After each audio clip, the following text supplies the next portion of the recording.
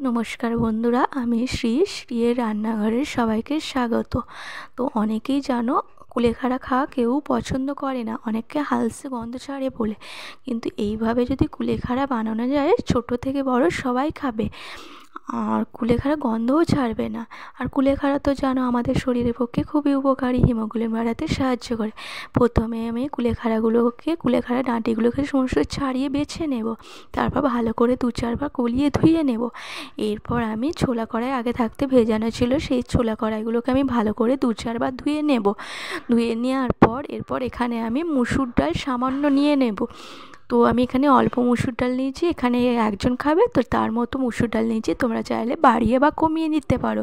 তো মুসুর ডালটাকেও আমি ভালো করে 2-4 বার কলিয়ে ধুয়ে নেব। তো তোমরাও 2-4 বার কিন্তু কলিয়ে ধুয়ে নেবে। এরপর একটা প্রেশার কুকার নিয়ে নেব। তোমরা চাইলে বাটির মধ্যে দিয়ে আস্তে আস্তে চুলায় বসিয়ে দিতে পারো কম আঁচে, কিন্তু আমার কাছে টাইম ছিল না, সেই জন্য আমি প্রেশার কুকারে দিয়ে দিয়েছি। তো কুলেখাড়া দিয়ে দিলাম, তারপর আমি ছোলা কড়াই দিয়ে দেব। দিয়ে দেওয়ার পর মুসুর ডাল দিয়ে দিল। তো এখানে আমি একটা আধখানা কাঁচা লঙ্কা নিয়েছি। তো বাচ্চারা খেতে চাইলে তার জন্য ঝাল একদমই দেবেন না, কারণ এতে ঝাল লাগবে আর খেতে চাইবে না। তারপর আমি ছোটো বাটির 2 বাটি জল দিয়ে দেব। দিয়ে দেওয়ার পরে একটু সামান্য নুন দিয়ে দেবো, যাতে টেস্ট হয়, মানে তাড়াতাড়ি সমস্ত কিছু সিদ্ধ হয়ে যায়। এবার চুলার গ্যাস অন করে দেবো। অন করে দেওয়ার পর প্রেশার কুকার বসিয়ে দেবো। ওয়েট করবো 4-5টা সিটি হওয়া অবধি। তোমরাও ওয়েট করবে, তার ফাঁকে অন্য কিছু কাজ থাকলে করে নেবে।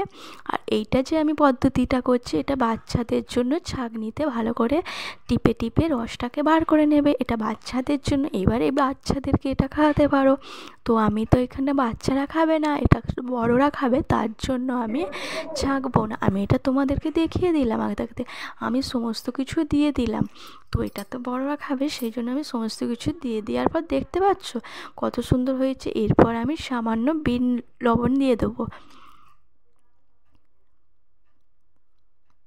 তারপর সামান্য একটু চাট মশলা দিয়ে দেবো। তো খেতে সত্যিই খুব সুন্দর হয়েছিল, তোমরাও বাড়িতে করে ফেলতে পারো।